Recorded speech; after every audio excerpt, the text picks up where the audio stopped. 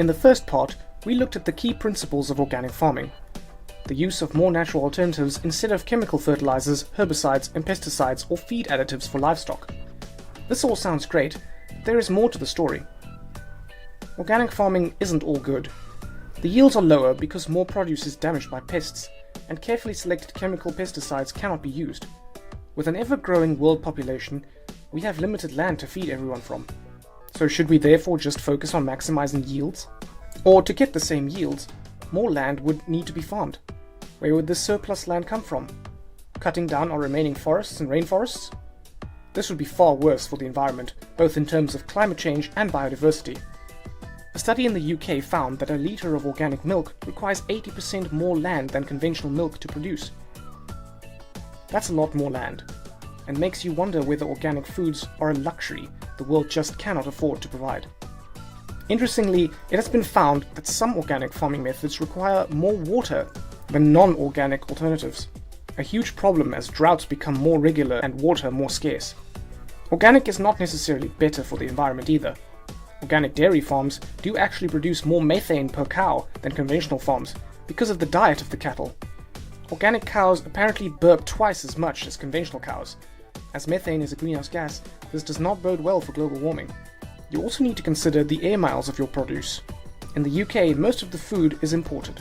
So if there is a conventionally farmed alternative from a local source, then it may be better for the environment to opt for that product. Scientists are still fiercely debating whether conventional or organic farming has a larger environmental footprint. So let's not expect opinions to be that clear yet. In the first video on organic farming, we looked at the theories on which organic farming is built.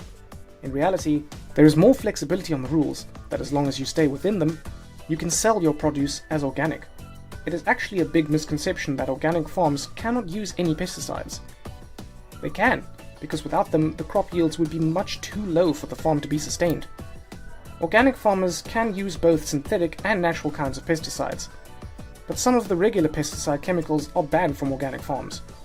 As fewer chemicals are used, there is less risk of chemicals remaining in the food, which can be a good thing for consumers. Scientists are still debating the pros and cons of organic farming in comparison to conventional farming, and there is plenty of information you can read online. The tricky part is that most articles are very biased, so don't always be swayed by the first article you read. The principles of organic farming are obviously very good for the environment, but in reality, yields matter. There is a balance to be found between looking after our soils and environment, and so employing organic strategies such as crop rotations, but having a limited amount of agricultural land and an ever-growing population. Many conventional farmers employ organic strategies to do their best for the soil structure and local biodiversity, while making use of chemicals in the lowest levels possible while still maintaining yields. So there you have organic farming. Whilst great in theory, is it practical? Can it sustain the 7.5 billion people living today? One final thing to note is that every country has its own set of rules for what organic farming means.